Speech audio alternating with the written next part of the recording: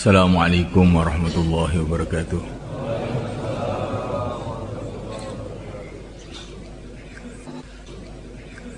Innal hamdalillah nasta'inuhu wa nastaghfiruhu wa nu'minu bihi wa natawakkalu alayhi wa na'udzu bihi min shururi anfusina min sayyiati a'malina may yahdihillahu fala mudilla lahu wa man yudlil fala hadiya lahu. أشهد أن لا إله إلا الله وحده لا شريك له وأشهد أن سيدنا مولانا محمدا عبده ورسوله اللهم صل وسلم وبارك عليه وعلى آله وأصحابه والتابعين لهم إلى يوم القيامة أما بعد فقد قال في كتابه الكريم إن الذين قالوا ربنا الله ثم استقاموا تتنزل عليهم الملائكة ألا تخافوا ولا تحزنوا وأبشروا بالجنة التي كنتم توعدون نحن أولياؤكم في الحياة الدنيا وفي الآخرة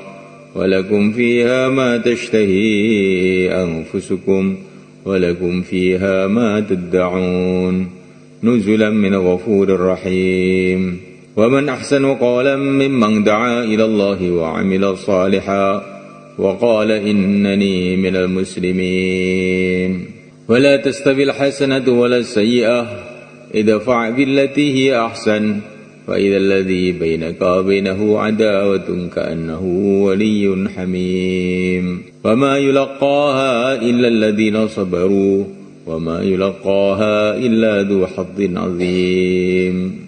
Hadirin muliakan, bagaimana setiap keadaan kita, setiap amalan kita, senantiasa kita bergantung kepada Allah SWT.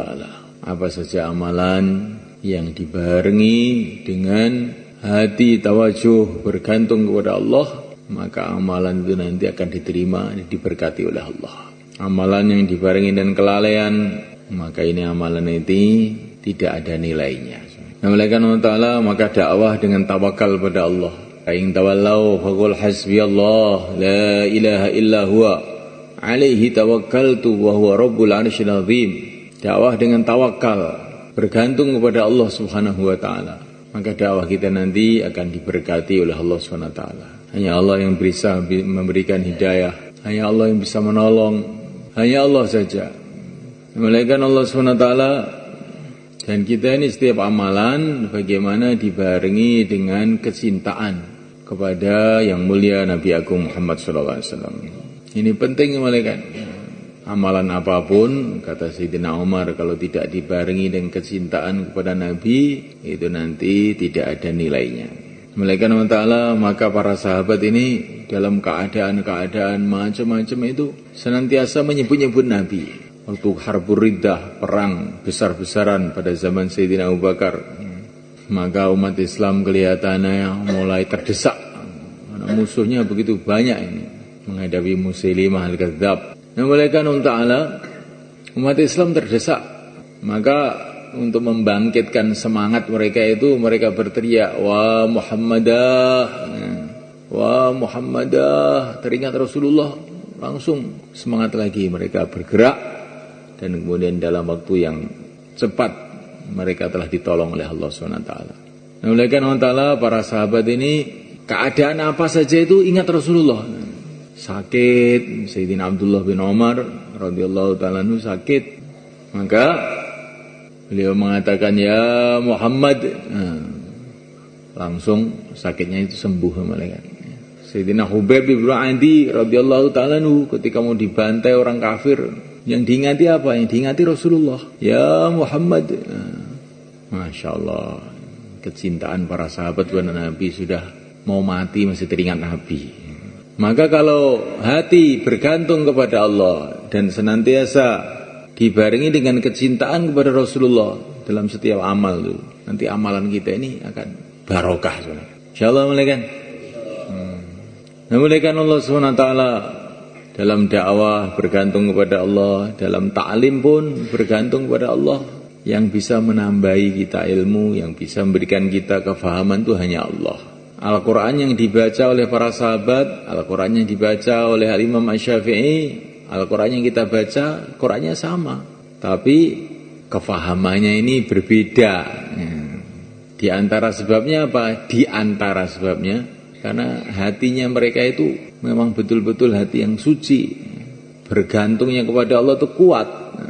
Bagaimana yang diarahkan dalam Al-Quran? Kalau kamu dengar Quran itu kamu doa. Wala ta'jal bil Qur'ani min qabli ayyuqdha ilaika wahyuh wa qur rabbi zidni ilma.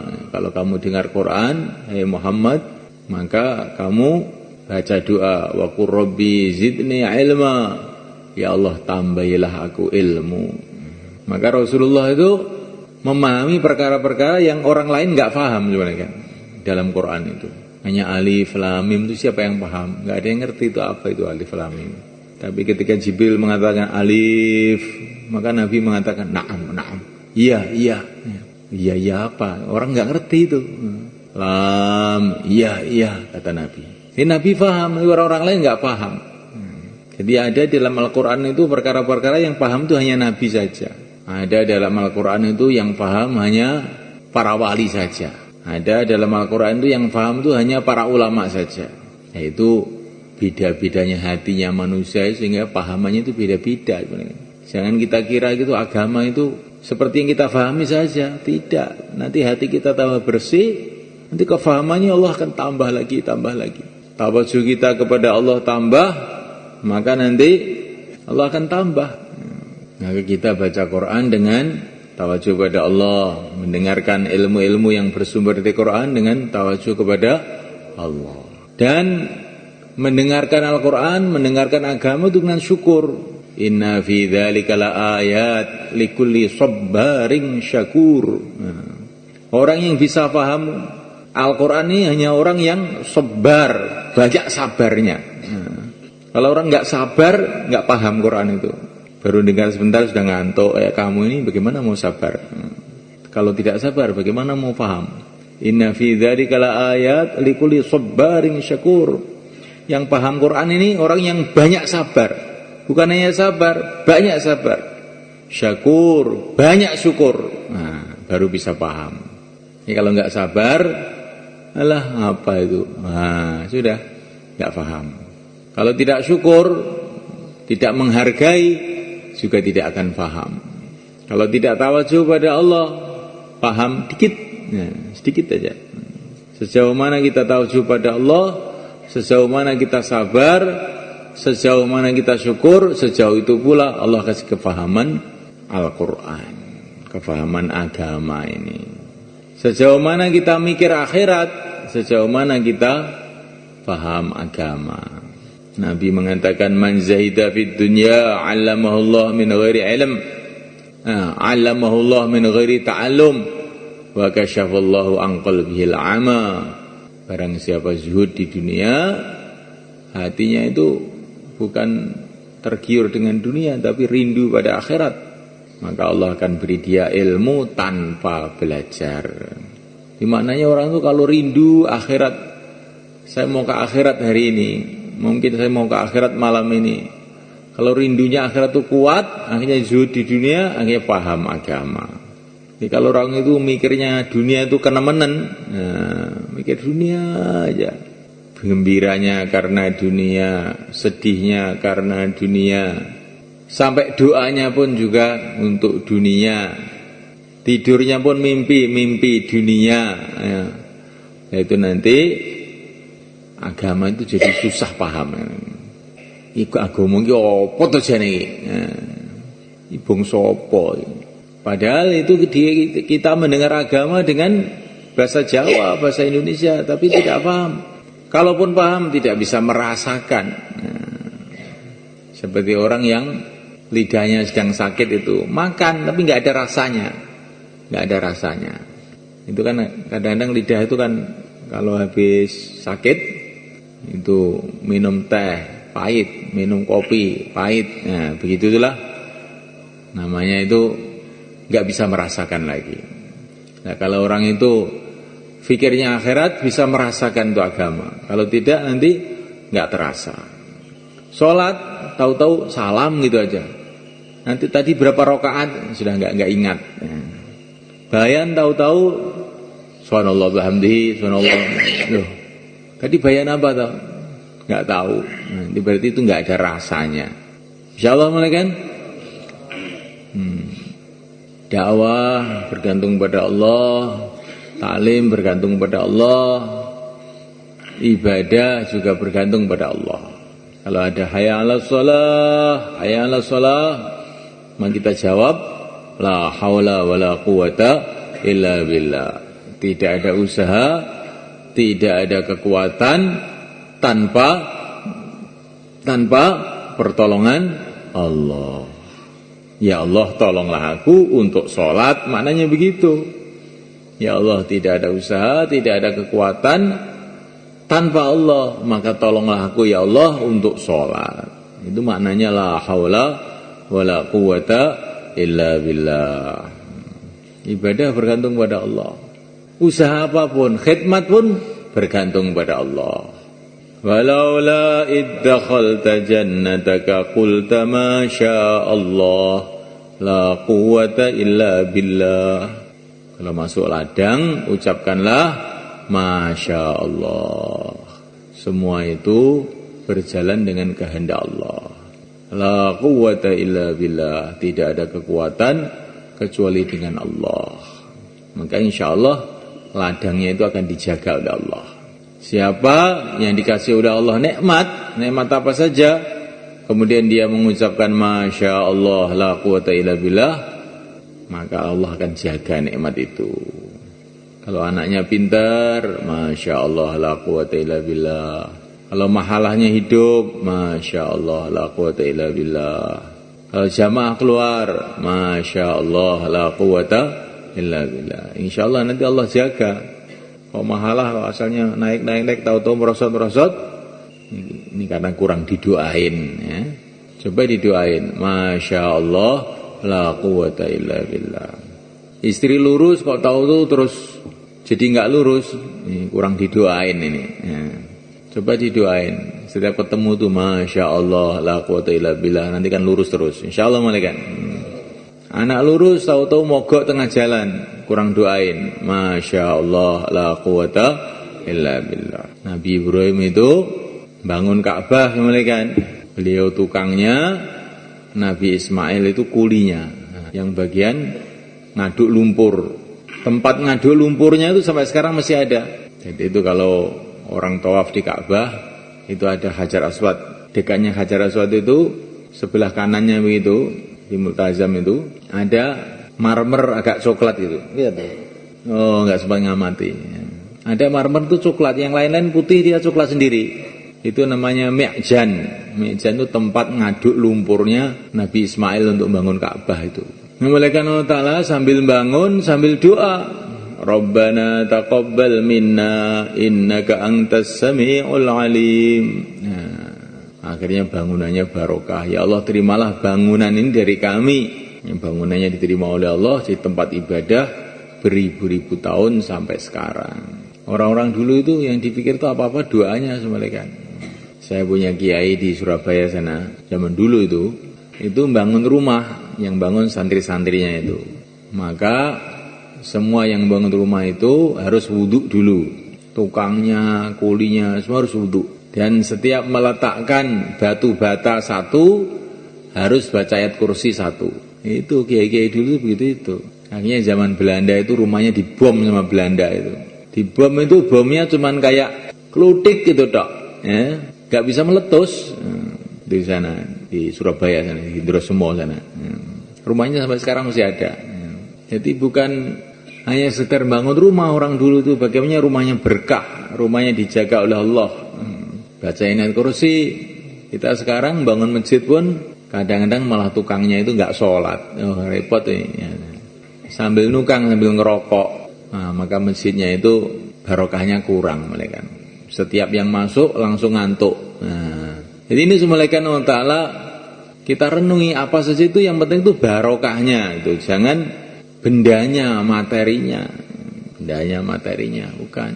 Kalau yang kita pikirkan bendanya, materinya, barangnya, itu saja tanpa kita mikir barokahnya, Maka ini sama aja dengan kita niru-niru orang yang nggak beriman itu namanya. Orang nggak beriman itu yang dipikir barangnya saja, bangunannya, bendanya.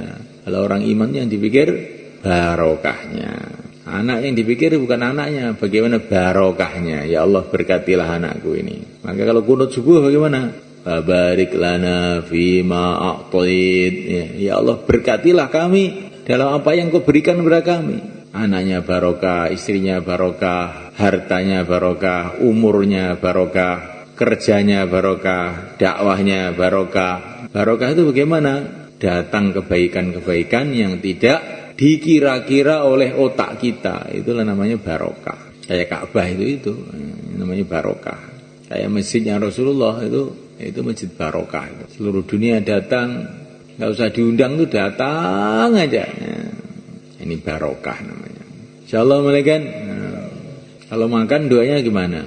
Allahumma barik lana fima razaqtana.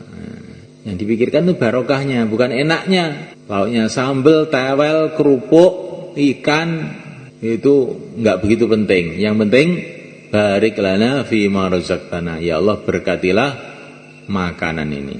Ini kalau makan itu berkah, masuk perut terus seger. Ngaji jadi ringan, ya, ibadah jadi ringan.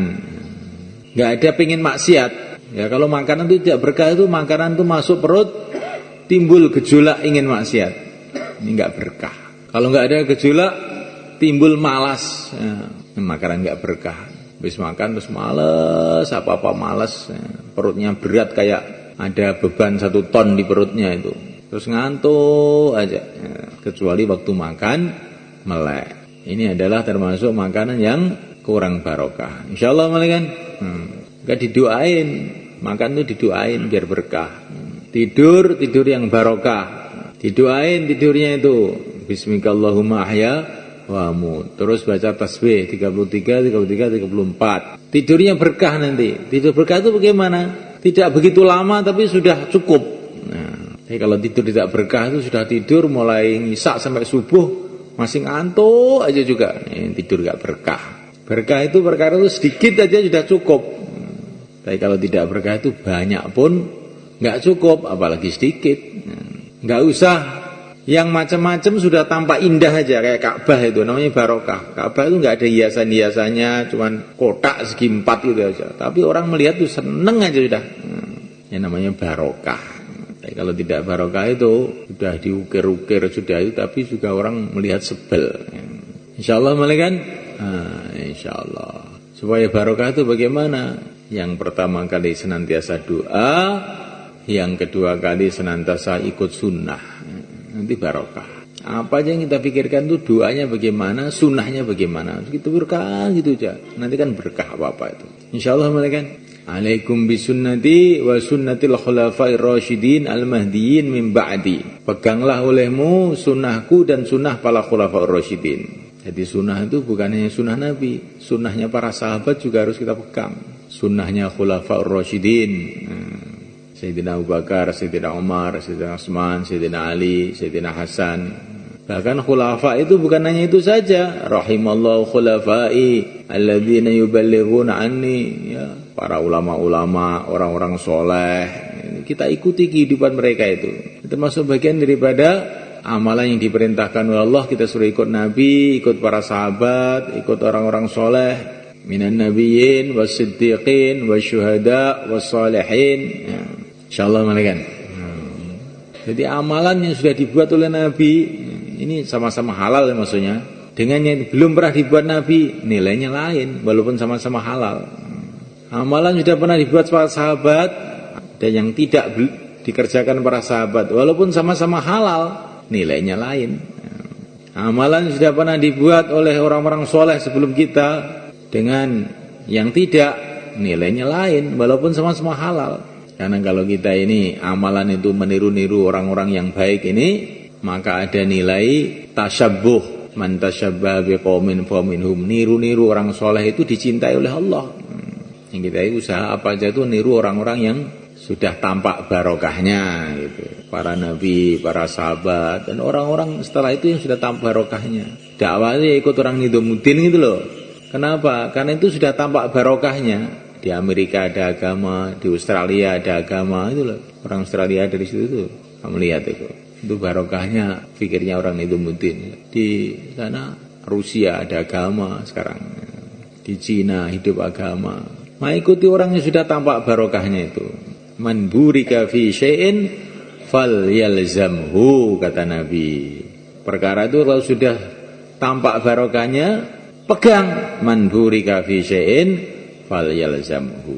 Kita ini dulu sebelum kenal dakwah ini, duduk di masjid begini kalau pagi itu. Pagi itu kan sudah di nusupan di sawah sana biasanya. Ya. Kalau sekarang duduk di masjid itu ada apa? Ini barokahnya fikirnya Syekh Ilyas. Maka kita pegang. Insyaallah kan. Biasanya kopiah itu nggak mau nempel, cepot terus. Yang terus nempel itu rokok tuh nempel terus.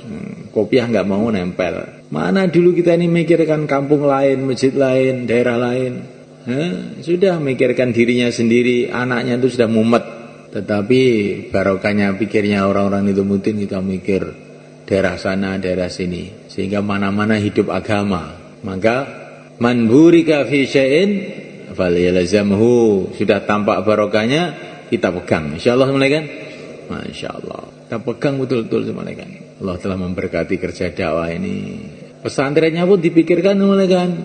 Karena Allah juga sudah memberkati pesantren di negeri kita ini. Itu 500 tahun di negeri kita ini, pesantren-pesantren itu telah berjasa menjaga agama. Mulai zaman Wali Songo dulu sampai sekarang itu umat Islam masih 90% itu diantara jasanya pesantren-pesantren, jasanya musola-musola, jasanya guru-guru ngaji di masjid-masjid itu. Sehingga walaupun dijajah Belanda 300 tahun, umat Islam masih hampir utuh. Maka setiap masjid itu, Maulana Sa'ad bilang, setiap masjid perlu dihidupkan pesantren, ngaji Quran, setiap masjid ngaji agama, setiap masjid dihidupkan. Di samping dihidupkan 5 amal. Insyaallah kan. Setiap kamu ketemu anak-anak kecil, kata Maulana Sa'ad, kamu tanya, ngaji Qurannya di mana, Nak? Bagaimana umat Islam itu semua itu ngaji Quran. Jangan sampai orang Islam nggak tahu Al-Quran. Jadi sekarang ini takaza dari Nizamuddin itu begitu kan. Karena sekarang itu kan. Kamu ingat waktu Ramadan kemarin, anak-anak SMA yang pada keluar 3 hari Ramadan itu, Masya Allah, itu yang sholatnya genep itu jarang-jarang itu. Sholatnya itu ada yang 2 kali, ada yang 3 kali, wudunya nggak karu-karuan. Yang dari Madiun, yang dari kota itu, karena masjid-masjid itu banyak iqra' itu malah bisa baca Quran. Tapi yang dari Ngawi itu malah gak pada bisa baca Quran itu, karena orang desa-desa itu masjidnya nggak hidup, ngaji Quran itu nggak hidup. Jadi nanti kalau masjid-masjid hidup, akhirnya banyak orang sholatnya benar. Kalau sholatnya benar, agamanya sih benar. Tapi kalau di masjid-masjid ini nggak ada ngaji Quran, nanti anak-anak kita nanti, Masya Allah gimana sebenarnya kan. Beberapa tahun yang lalu itu saya keluar di Yogyakarta itu ada orang itu dosen di satu universitas di sana, dosen doktor itu sebenarnya kan, bahasa Fatihah itu belum bisa, padahal anaknya orang Islam, ayahnya Islam, ibunya Islam. Dia cerita, ya saya ini nggak sempat ya Pak, di SD agama cuma 2 jam, itu pun kadang-kadang gurunya nggak ada. SMP begitu juga, sama begitu juga, saya nggak pernah ke masjid. Sudah tua begini, sudah umur 60 tahun baru belajar Fatihah. Ini di negeri Indonesia ini, kan. Bagaimana di Jawa kan? Bagaimana di luar Jawa? Yang kita hidupkan madrasah di setiap masjid. Insyaallah kan. Sekarang pemerintah pikir setiap kecamatan ada puskesmas untuk memikirkan kesehatan manusia. Maka setiap masjid hidupkan madrasah untuk memikirkan kuburannya manusia ini. Insyaallah kan. Kita pikirkan ini kan. Betul-betul. Itu setiap SD dipikirkan bagaimana kepala sekolahnya itu sarjana. Bagaimana gurunya itu semua itu paling sedikit diploma 2. Iya Pak Sar. S1 sekarang. Itu orang dunia mikir bagaimana sekolahnya itu meningkat. Nah, sekarang kita mikir bagaimana imam masjidnya hafid Quran. Insyaallah kan. Muadzinnya keluar 4 bulan. Biar mandi itu adanya itu kayak adanya Bilal. Hayya 'alas shalah, orang sudah bergetar semua, nggak bisa duduk, lari ke masjid. Tapi kalau yang adzan itu malah anak-anak kecil, gimana? Yang melek pun langsung jadi ngantuk. Kalau adanya Bilal, kalau Bilal itu sudah asyhadu anna Muhammadar Rasulullah, itu orang sudah pada nangis teringat Rasulullah semua. Makmumnya semua mikir agama semua. Wah, insyaallah masjid kita jadi berkah. Jadi meningkatkan mutu masjid. Kayak sekolahan begitu, kepala sekolahnya ada tertibnya, ada harus begini, gurunya harus begini, muridnya juga harus ada tertibnya. Tidak sembarang orang boleh masuk sekolah itu, diteliti. Nah, orang-orang yang masih normal-normal itu boleh masuk. Nah, begitu juga orang yang masuk di masjid kita ini semua kita ajak mikir agama. Nanti masjid kita jadi barokah, sehingga masjid kita jadi asbab hidayah untuk banyak manusia. Insyaallah,